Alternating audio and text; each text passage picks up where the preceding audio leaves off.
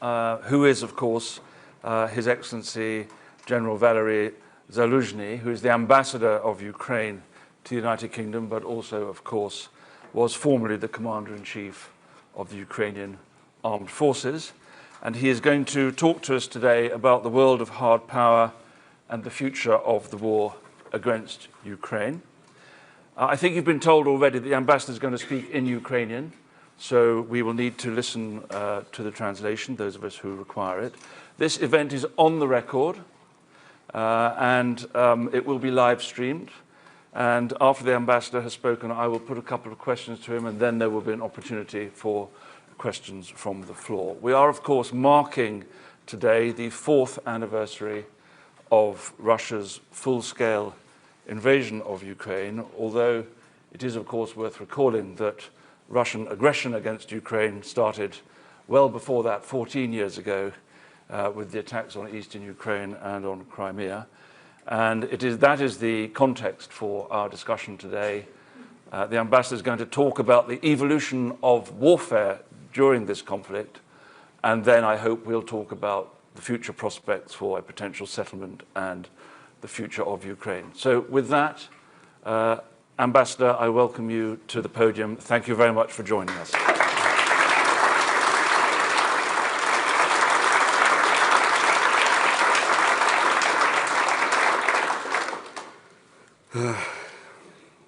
Good morning. Good morning. A little digression. So first of all, I'm very glad to be back to Chatham House. It's my 3rd time. Thank you. Chatham House, a place the serious topics are traditionally discussed in a serious tone. So I must apologize. For the first minutes, I will break this tradition. Why? Because this day, my name appeared in the news more often than change in the London weather forecast. Really. And sometimes with such creativity that I start to think that there is a department that wakes up each morning thinking, what does Zaluzhnyi think today? Even if he himself does not know yet. With another wave of political disputes, Lord leaks, the Epstein files, and global conspiracy theories, maybe it really is worth talking about something less exotic. For example, the war in Europe. Especially since Ukrainians have a certain advantage on this topic. Really, we live in it, in this war. I was asked to speak in Ukrainian today because it is the language of country at war. And it is important to me that this speech is heard not only by experts, but also by people for who are we speaking today. That were had not only in analytical centers, but also in bomb shelters. I also understand that in the current situation, any word I say can be turned into quote faster than a drone takes apart a horde of orcs. So let me reassure you today, there will be no sensation, no political statements for headlines. Or rather, they could be turned into headlines, but better not to. In this world, where others to quote. This is only one simple thing. reality.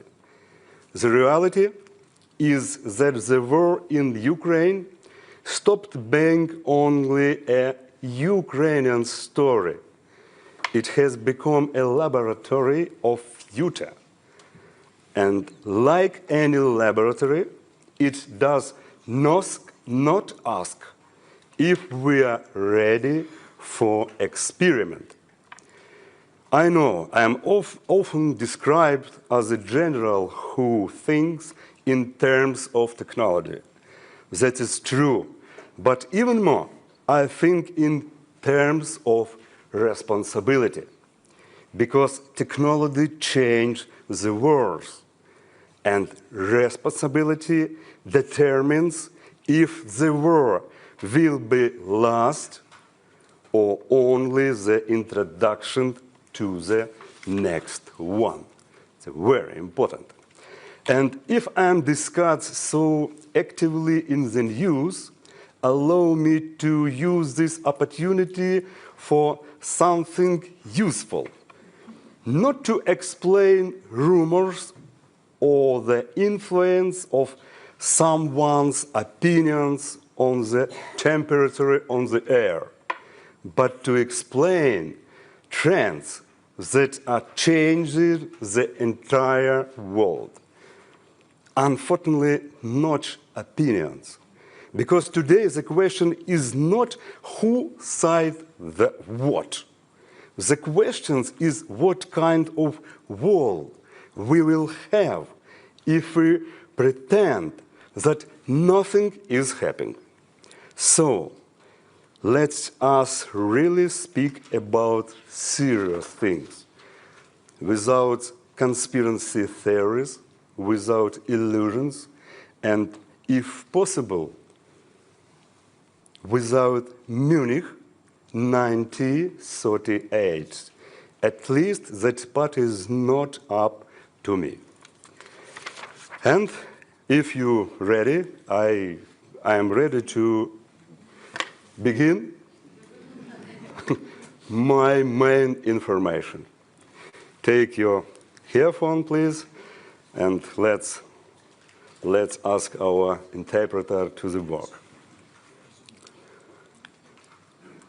1947 року. In 1947, due to a particular concern of humanity regarding the recently developed atomic bomb, Albert Einstein said the famous phrase, "I do not know what weapons will be used in World War III, but World War IV will be fought with sticks and stones."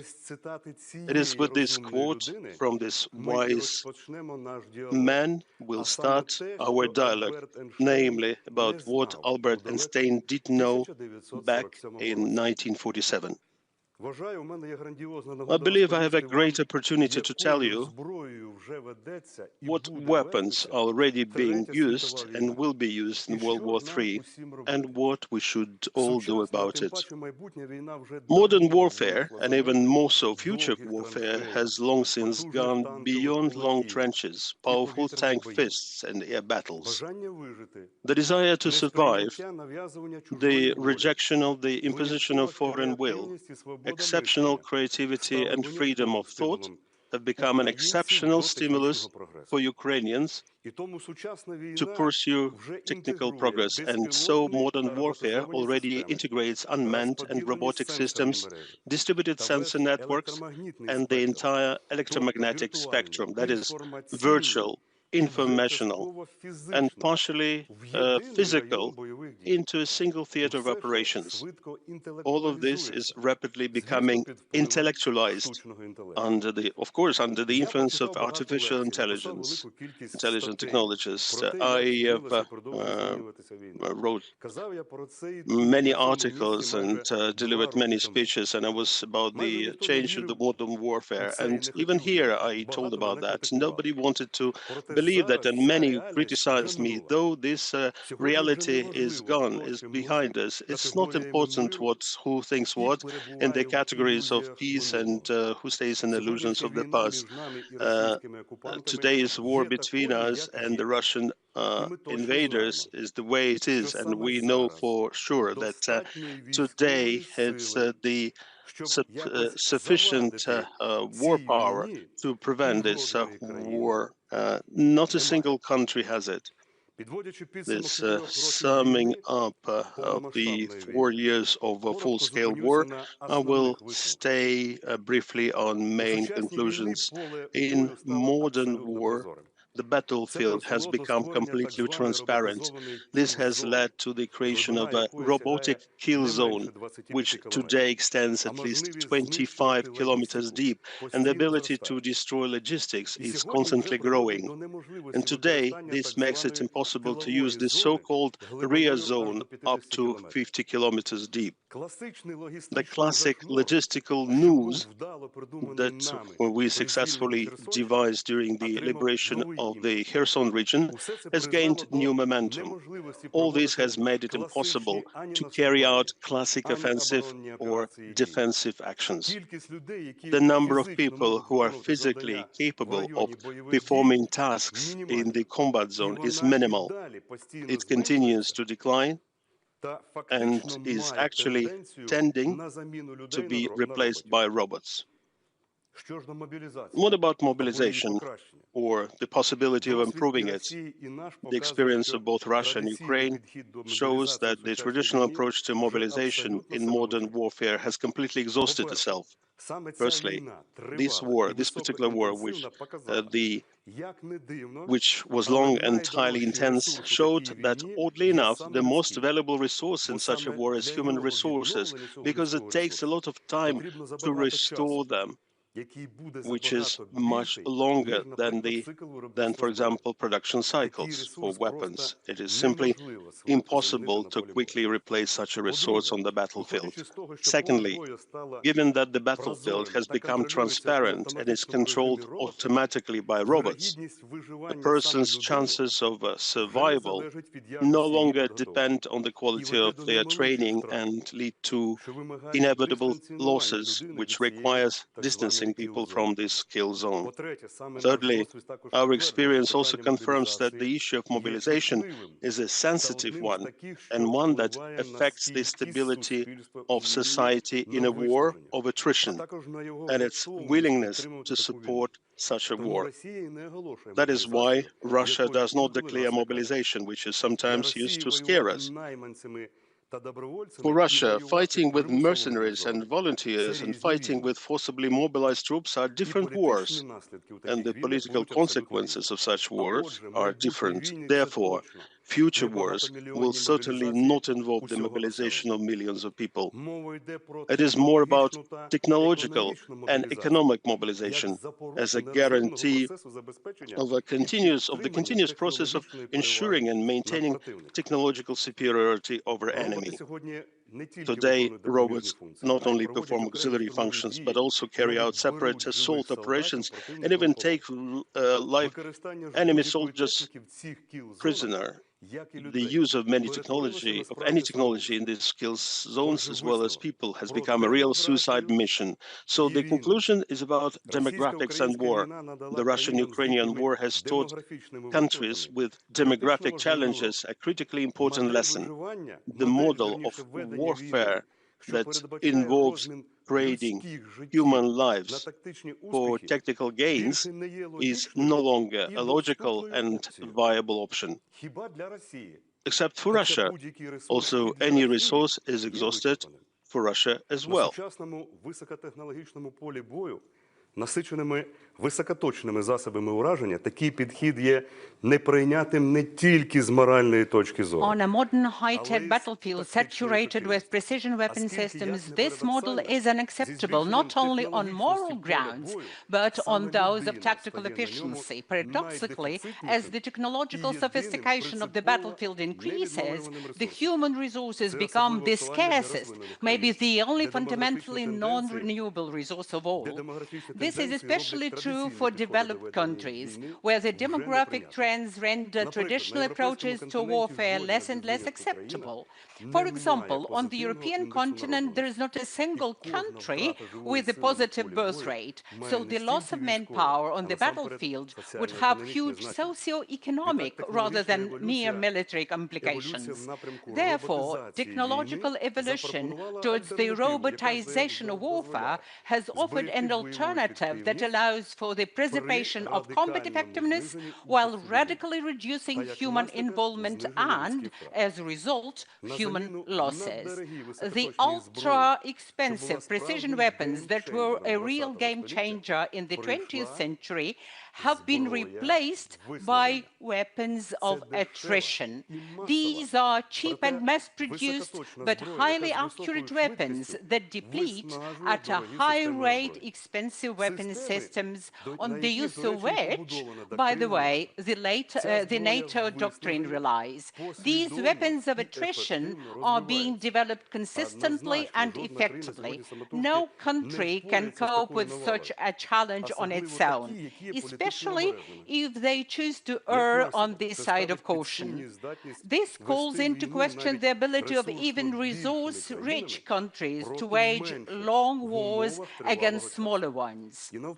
Nor is it possible to build an effective and efficient defense using the old approaches, even if resources are available.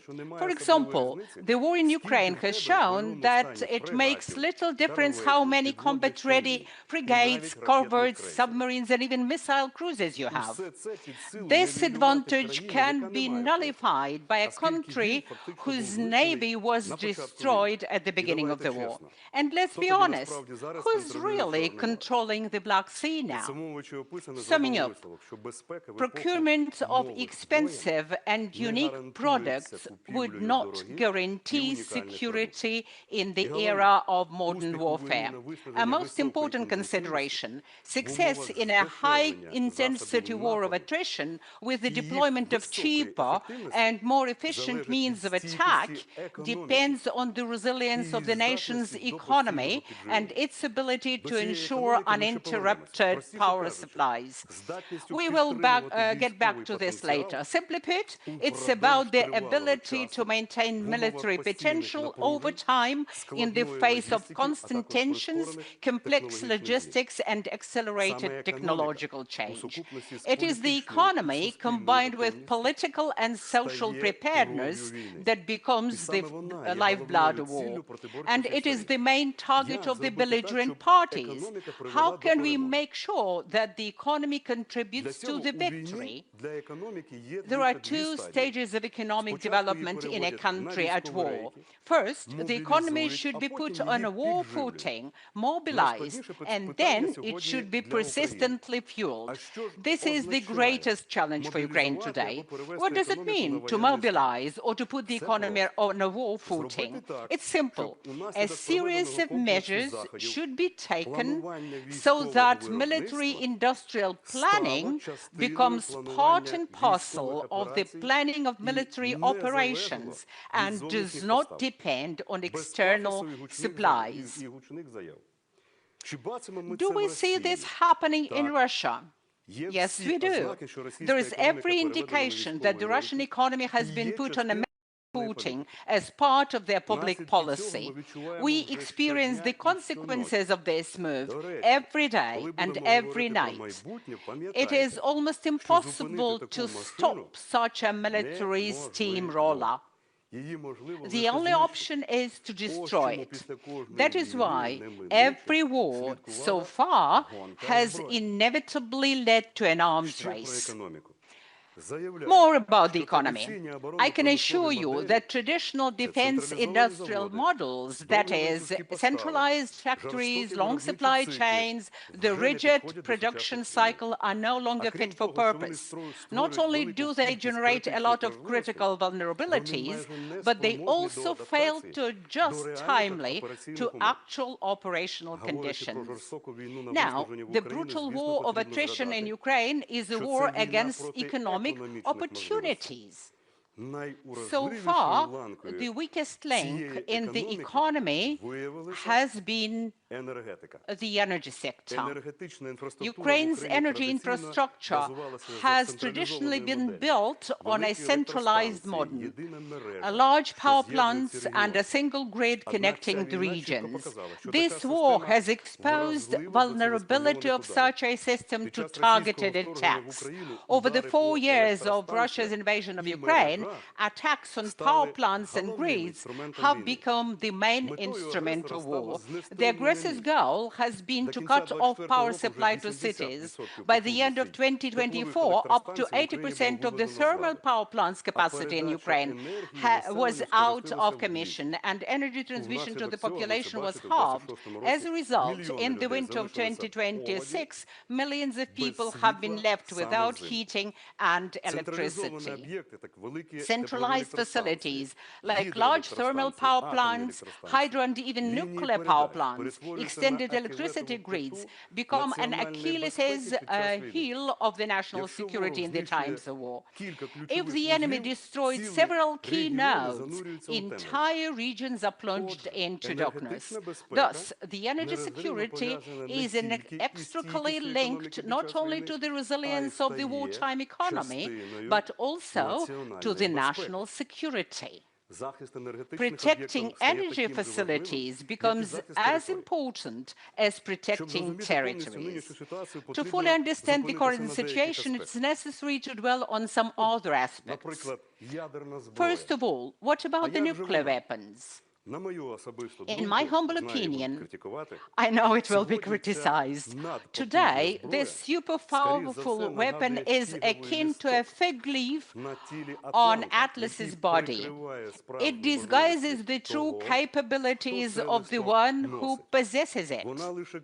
It only tells you there should be something behind it, but it does not reveal the real capabilities. It is, first and foremost, a weapon of self-destruction, not a weapon of deterrence. Look at the Zaporizhzhia NPP, for example, which has become a hostage to economic and political pressure rather than a clear and present danger that it really is. The next aspect is missiles. They remained in active use despite their high cost of production. However, their function has transformed from a purely combat tool at the front line to a means of the so-called missile terror, striking civilian quarters and the state's critical infrastructure, destroying its economic potential. This type of weapon is likely to remain the most expensive one in a war of attrition, not only because it is costly to manufacture, but also because at this stage there are no defense solutions other than anti-missile systems, which are even more expensive than the missiles themselves. Missiles are yet another weapon to a threat the state. That's obvious. On the other hand, they are manufactured in certain limited numbers, allowing for more or less accurate assessment of the air defense needs. This, coupled with the right tactics of using the available air defense systems, can limit the effect of attrition. Should we have such missiles in sufficient quantities, the enemy will have to spend much more on expensive air defense systems, thus increasing the price of war for their economy. That is why some people seem to have concerns about Ukraine's having such weapons. Yet, our asset to this capability could be instrumental in our victory, as well as part of the forgotten theory of non-nuclear deterrence. For us to have a full picture, I will specifically comment on the role of aviation in this war. The Russian airspace forces are the second most powerful in the world, second only to those of the United States. In terms of the total number of combat aircraft, Russia has a huge advantage over Ukraine. However, Russian planes rarely venture deep into Ukrainian territory for fear of being shot down by the Western-made air defense systems.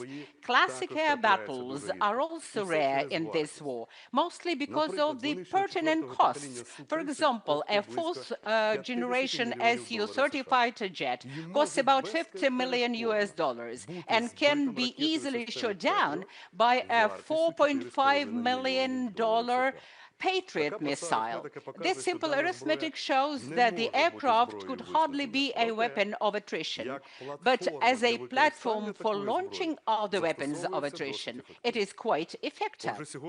So today, the combat planes serve as a platform for striking ground targets with weapons of attrition and as carriers of air defense systems, never going within the range of the enemy's air defense. One can state with confidence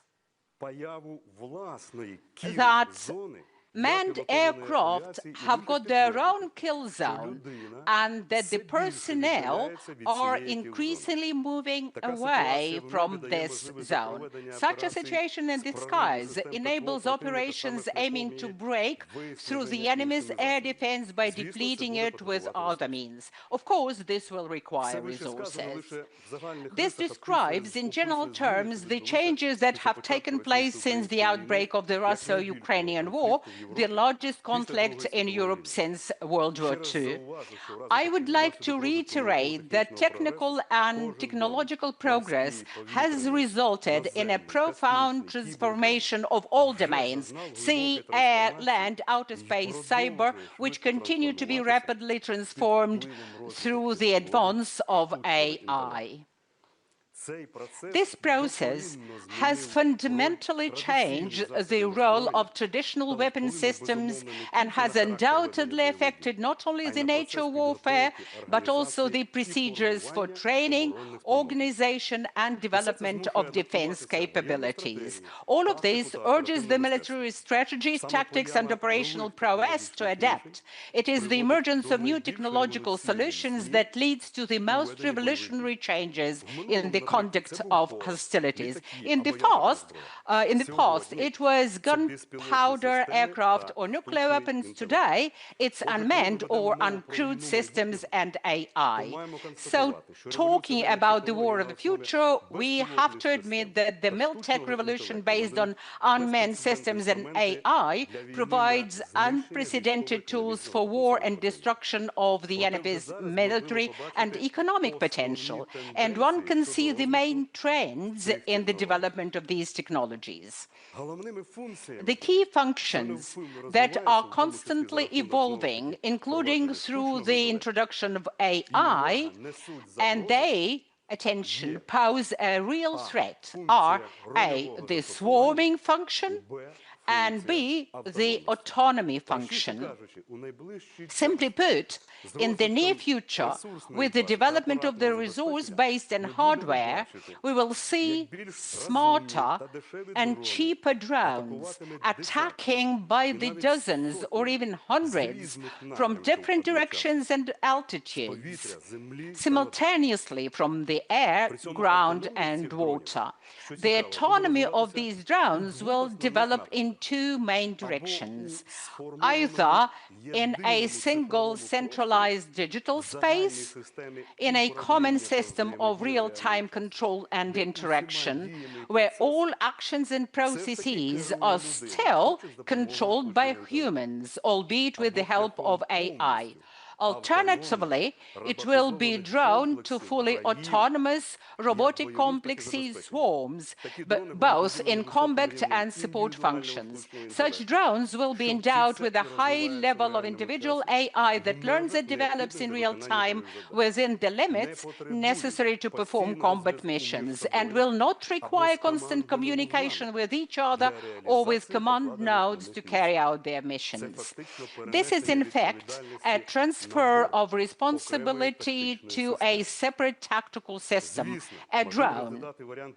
Another option is a combination of these basic architectures, whereby the advantages of the network are used whenever possible, and the system goes into the autonomous darkness when there is no other choice. Then, logistically, the most pressing task for those who need long-term security guarantees is, among other things, to work on improving swarm intelligence algorithms on the one hand, and to find ways to combat and counteract drone swarms on the other. Naturally, the laboratory itself, where all this is currently being tested, is located in Ukraine. Let me remind you that on the night of the 6th to 7th of September 2025, Kyiv was attacked simultaneously by 862 Shahid-type kamikaze drones. So whether we agree or not, the war of the future will be a war of autonomous and semi-autonomous robotic systems. It is clear that the competition to use the full potential of autonomous swarm UAVs will provide a decisive advantage, likely to provide a decisive advantage in both immediate combat effectiveness and security guarantees.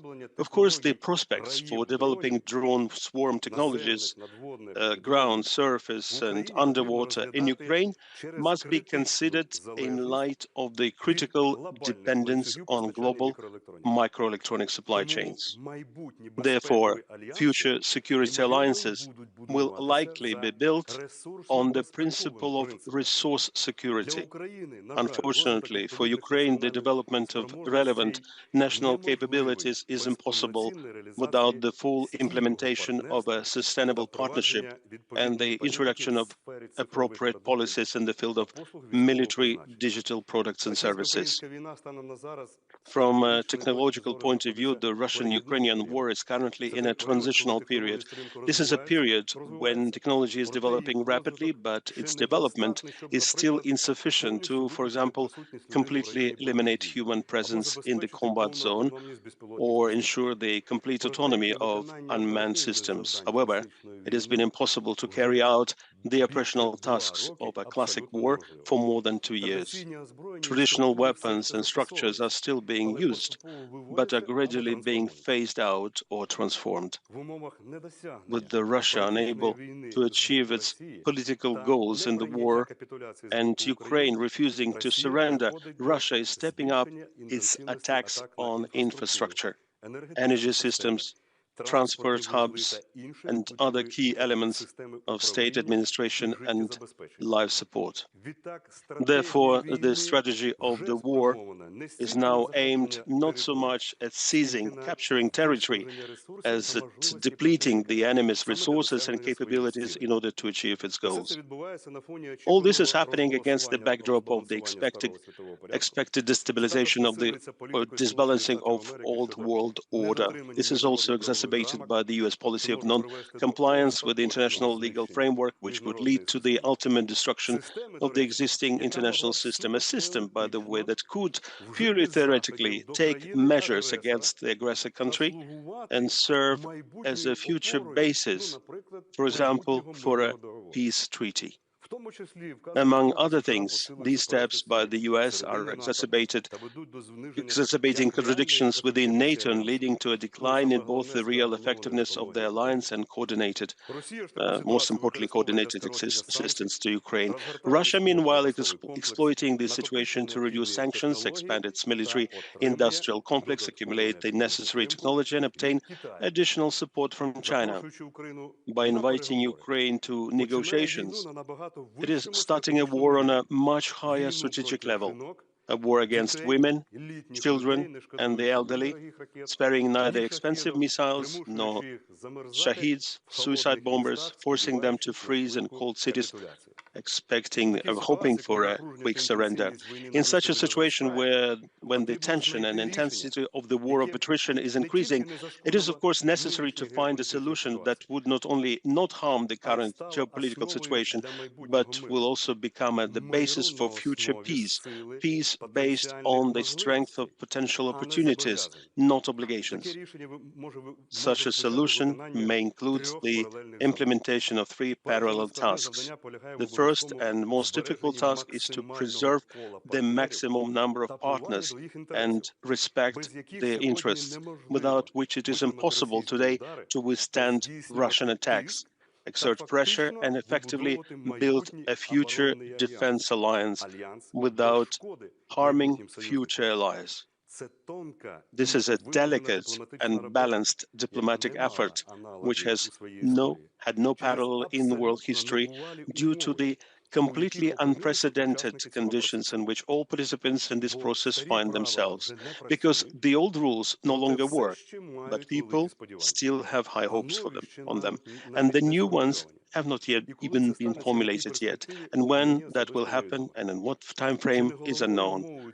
Personally, for me, the main condition for this process is the preservation of democracy and freedom and the standard of living, which is the main achievement, for example, of Europe. At the same time, there's a great risk of coming to situational agreements, cynical arrangements, and short-term interest without any common framework. However, this must be done, because it is the lessons of this war that speak of the need to join forces to create defense capabilities. This war, as well as an analysis of the current development of the military capabilities of the world's leading countries, demonstrate the following. Individual states will be able to independently create technological superiority in certain areas, but no state will be able to ensure self-sufficiency across the entire spectrum of critical military technologies. Therefore, the search for alliances and partnerships for joint development and exchange of advanced technologies and strengthening of production capacities will become an absolute necessity, not only for us, but also for countries seeking to ensure their own technological superiority and competitive capabilities in potential conflicts. Of course, I'm talking about Europe, where Russia will remain a source of danger for an indefinite period. We will need technological alliances, not treaty articles, where countries will combine their resources, technologies, and innovative potential with ours to achieve a common strategic advantage, and as a result, gain potential power. The second crucial task is to stabilize the line of combat and protect critical facilities and infrastructure. This is our homework. Achieving technical successes, even at the cost of high losses of manpower and energy terror, is the main subject, on the one hand, of pressure on those who can influence, if not the end of the war, but then at least the lifting of sanctions, and our support and intimidation of future partners on the other. When it becomes clear that this is a war of attrition, where the main goal is economic survival, it is necessary to move away from the classic strategy of inflicting maximum damage and consistently defeating the enemy. In addition, probably due to the impossibility of improving mobilization and demographic disparities with Russia, the only strategy is not a symmetrical response and following the enemy's logic, but rather changing the very nature of the war. We need to make the war more costly for Russia, and as a result, lead to its inevitable defeat. Then it is obvious that today the task of stabilizing the line of contact is only possible through maximum technological advancement of defense. But the transition to high-tech defense is only possible if there are stable defensive positions. If these positions are located on unfavorable lines and the front line is unstable, this can negate the advantages of technological superiority. For example, due to the dispersion of efforts to eliminate technical breakthroughs, stable defensive positions can also reduce the stress and fatigue for those who are there, and as well as allow for the preparation of necessary reserves and the scaling of optimal technological solutions. It is also important to understand that all this must necessarily be accompanied by the acquisition of the necessary managerial discipline, which will provide the necessary advantage. That is why Russia constantly uses tactics of infiltration and control of area areas, not only to capture additional territories, but also to prevent us from intercepting the technological initiative. The situation is the same with the protection of critical infrastructure. The problem is not even that more air defense and innovative solutions are needed to protect it, but that the system, for example, energy supply, can no longer exist and to be defended in the form in which it was created in the 1950s. In such conditions, it is probably necessary to pay more attention to the strategy of decentralizing energy as a way to increase the country's resilience to any attacks. It is military action and its consequences that made this concept urgent. Decentralization went from being a question of efficiency to a question of national survival. Energy decentralization involves a transition from a few large energy sources to many small ones distributed across the territory. This is the implementation of the concept of distributed generation, where electricity and heat are produced closer to the consumer at local low-capacity power plants, renewable power plants, and micro and mini-grids. It is precisely this architecture that will significantly increase the resilience of the energy system in the face of the threat of weapons of attrition. This is an extremely complex process, but it is obvious and predictable, unlike promises not to destroy such a system or to produce more air defense systems.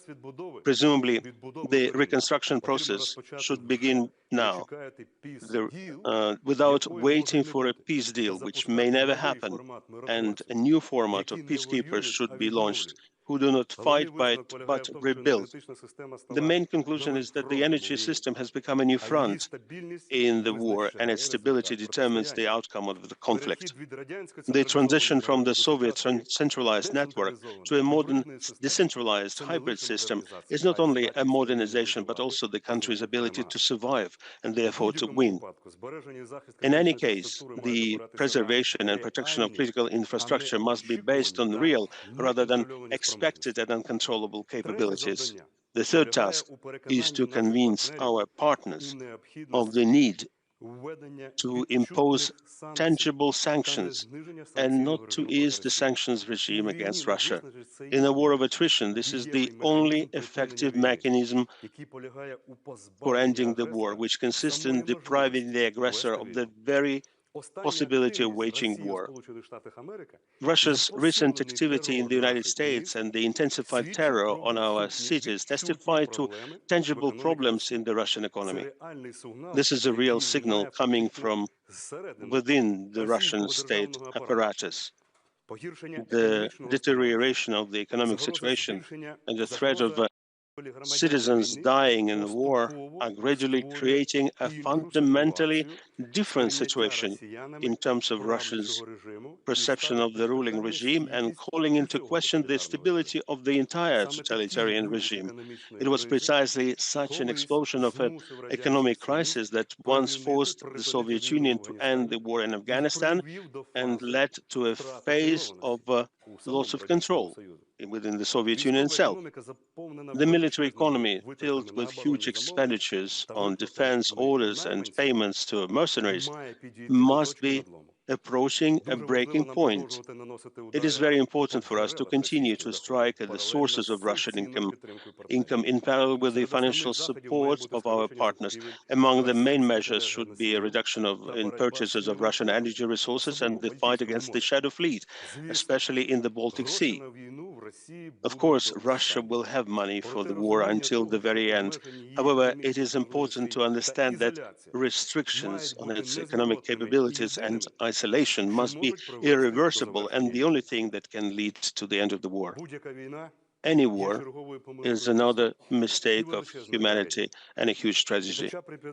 And also the causes of the war are easy to identify and always understandable. Its consequences are completely unpredictable. Every war is unique in its own way. Each of them has always required its own unique strategy. However, the only thing that unites all wars in their essence is their essence. They're always an act of violence, and they always end. It is precisely because of its essence, because of its violence, that humanity, guided by the instinct of self-preservation, has always tried to end wars and has ended them. Even the 100 years war, which lasted almost 116 years, ended. It is obvious that the war, which has been going on for 13 years in Ukraine, must end. This is an inevitable process that must finalize and consolidate the achievement of the political goals of the warring parties. It is important to note that human suffering in continuous conscious violence has almost never ended. Wars, not always in history, but to be precise, with a few exceptions, has anyone managed to achieve their goals. Therefore, each side, each party has the right to justify its losses and only its own historical justice. And this is what sometimes prompts more and more participants to go to war. And therefore, wars eventually become not only long, but also global. Now, same way, now, in an attempt to satisfy the appetites of yet another aggressor, the world is on the brink of another war, the outcome of which is completely unknown. Therefore, the international community has its choice, either to become the Munich traitors of the 21st century and accept all the sufferings of the war, or stop the war in such a way in order to avoid another one. It is not yet necessary to send their soldiers to war. So it's sufficient for our friends to demonstrate their will and demonstrate their attitudes to that for example, the latest news that the participants of this, those supporting killers of our children will participate in Paralympics. This sport as if is outside the politics. We Ukrainians no longer have a choice. We will either perish or survive. The formula for survival is simple: to continue fighting, strengthen the economy, and maintain unity.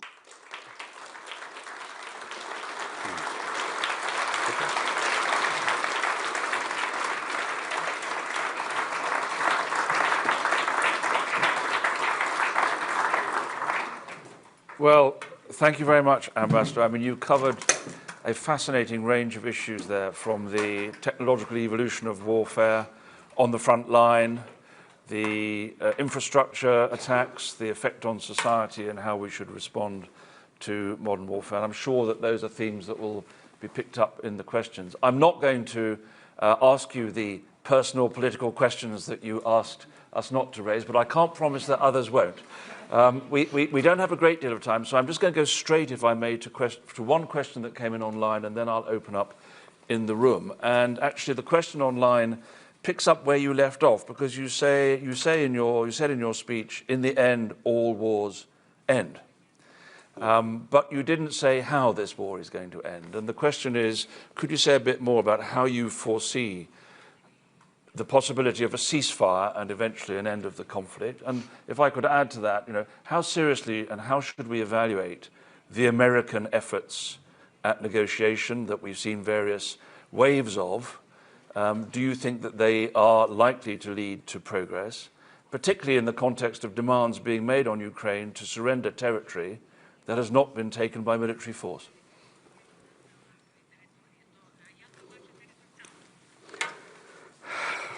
Дуже гарне і дуже актуальне запитання.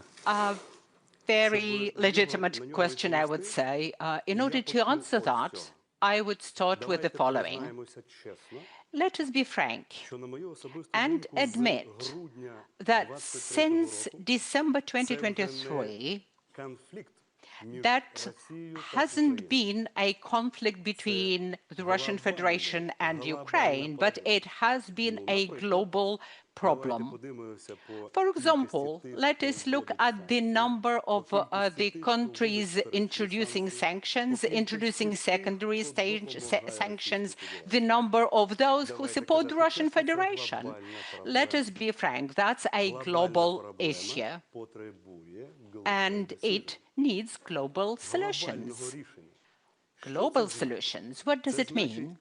It means that such solutions should not allow in a distant or near future, for Ukraine, say, for the next 100 years, for the Russian Federation to start the war again, nor should it allow Russia to end this war at the stage where Ukraine suffers from the collapse, Russia suffers from the collapse, and our nearest neighbors also suffer from collapse. We need global solutions and decisions. Who can take such decisions? These are global actors of the global geopolitics, which is based on the world order, the current world order. And the problem is that this global world order is crumbling as a result of many factors, including our war. So we see that the global actors cannot actually come up with such decisions. Global actors, many of them have nuclear weapons, but they don't have the soldiers prepared to fight at the front line. They have got resources, but they can't develop sufficient amount of weapons. So how can they impact the situation? They should develop their economies that would underlie their defense capacities and capabilities. So this is a global issue. Of course, Ukraine would not agree to any capitulation. It will not accept any capitulation. Will Europe be prepared to repeat what happened back in 1938 in Munich? You remember what it led to for Europe and for the US.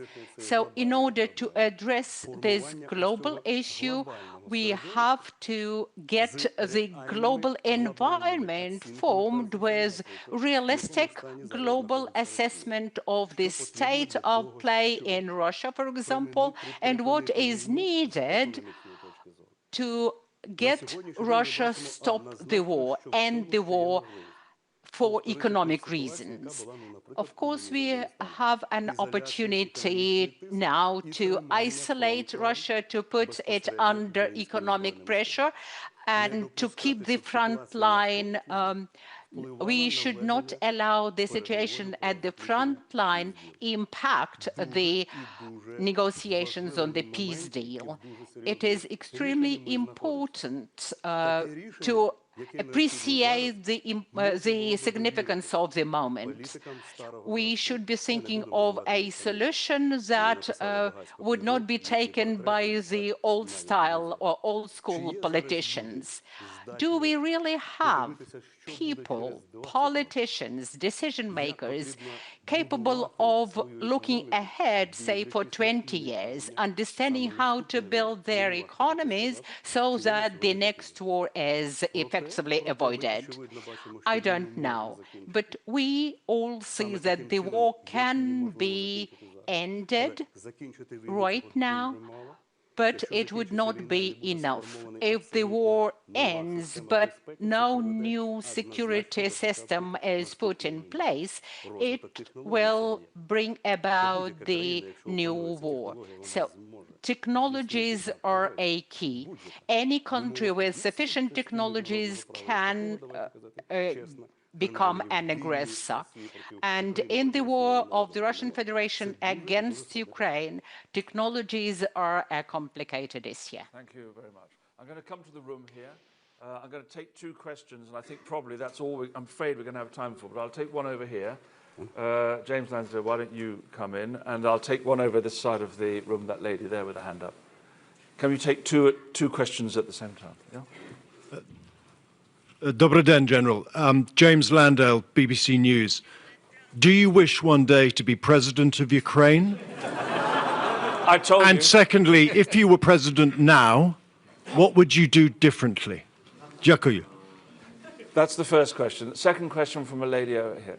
You've got a mic, yes. Please introduce yourself. My name is Diana. I'm the president of Cambridge University Ukrainian Society, and my question is about information. So, General Zaluzhnyi, you've mentioned a lot of type of weapons today. Do you consider information another type of weapon that is used in the war today? And what's your attitude to the concept of informational war? Thank you. Okay, thank you. We'll do those two questions. If we can come back for more, we will. Ambassador. Your personal ambitions.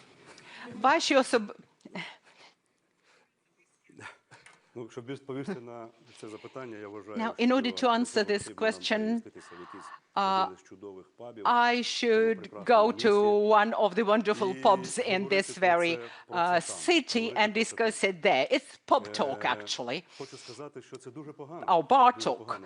It's bad when the questions of Ukraine's internal policies go to the international level. It shouldn't be. This should be tabooed. I have spoken about it on numerous occasions. In order to answer the first question of the esteemed BBC correspondent, we should at least understand how the situation can resolve. And as matters stand, nothing gives me even a slightest chance to think about what happens after the war. When it is over, when the martial law is lifted in Ukraine, and you start thinking about what martial law is about, it's a very unusual state of affairs, and the martial law will be lifted once we reconstruct our country. Only then will we be able to discuss my personal future. Quite recently, we conducted a study of the situation in Ukraine with several think tanks and my friends, and we observed terrible things on the ground, in the air, and in the water. Robots are capable of taking their own decisions. So when we speak about yet another domain that is information, we have to admit that we are living in the times of information warfare. Very soon we will be speaking about this cyber domain rather than information domain, because today a group of people can create content for $20 to $30 and they can be successful. But the situation is rapidly changing because today AI can do that.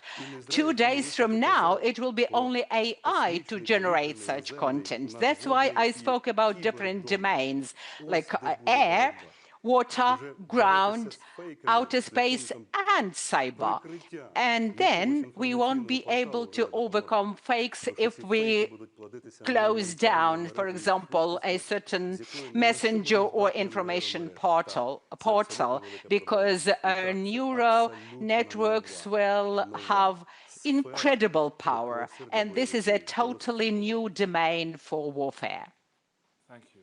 I think we've got time for 2 more very quick questions, if that's okay with you. No problem. Go fast. So I'll come over this side again. Gentleman there with a hand up. And then this side, someone at the back maybe. I need to be democratic here. Okay, there's a gentleman at the back there as well. Ambassador, hi, it's Matthias Gebauer, German magazine Der Spiegel. It's probably no surprise to you that I ask a question about the attack on Nord Stream 2. There are a lot of rumors in the last couple of months, and I'm sure you followed the investigation. There are a few Ukrainians already in custody, being indicted for planning and conducting this attack. Were you somehow informed about the plans of this team beforehand? Okay, thank you very much. A specific question about that, and gentleman there. Good afternoon. Thank you for that very interesting speech, especially about energy and technology. Oh, I'm sorry. My name's James Lapushner. I own an investment management firm. Only 2 countries really control AI, and that's America and China. Is it possible for countries like Ukraine and Russia to independently develop their own AI, swarm technology, and autonomy without relying on either of those countries? Thank you, Ambassador. We've got a minute or so left.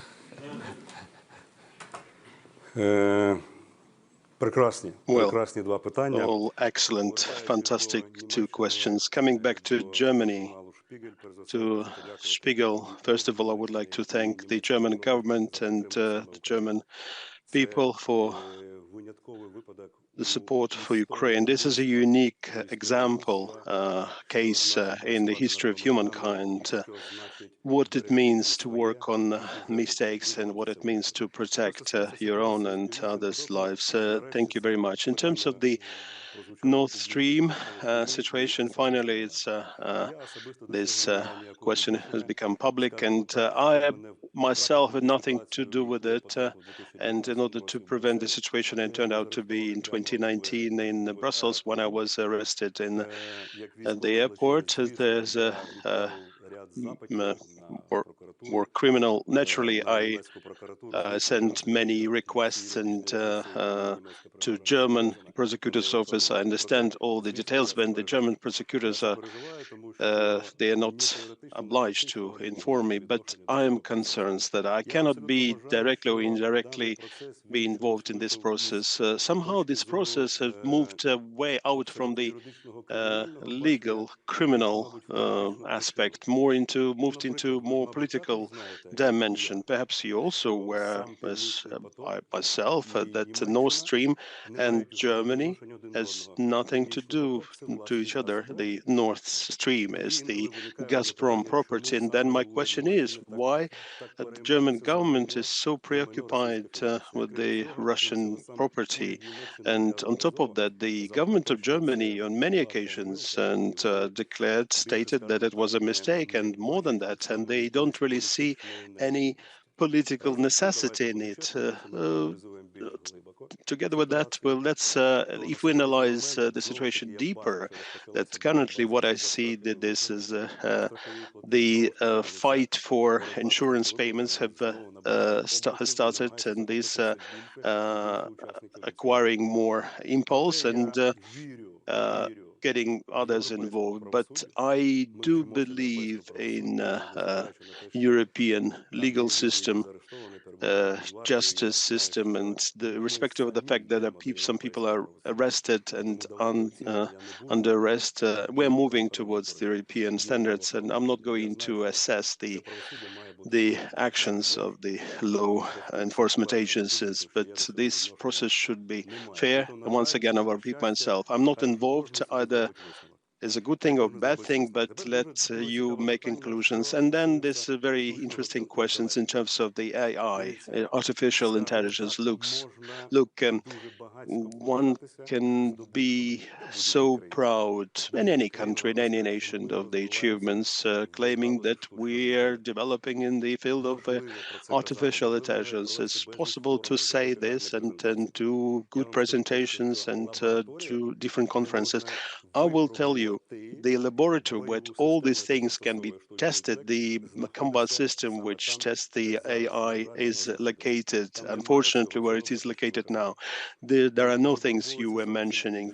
What they're testing there, it's completely different things. But I believe that currently the activities, the work in its area of AI will depend obviously on the resource base, which, as everybody knows, in the countries which you listed, there are not so many of them, those who are capable to do it on a mass scale. That is, the resource base will be one of the indicators of this development and progress, and naturally the software and hardware developments, those capable to develop this kind of architecture that is in the development and designing those codes and software necessary will most likely the United States have them.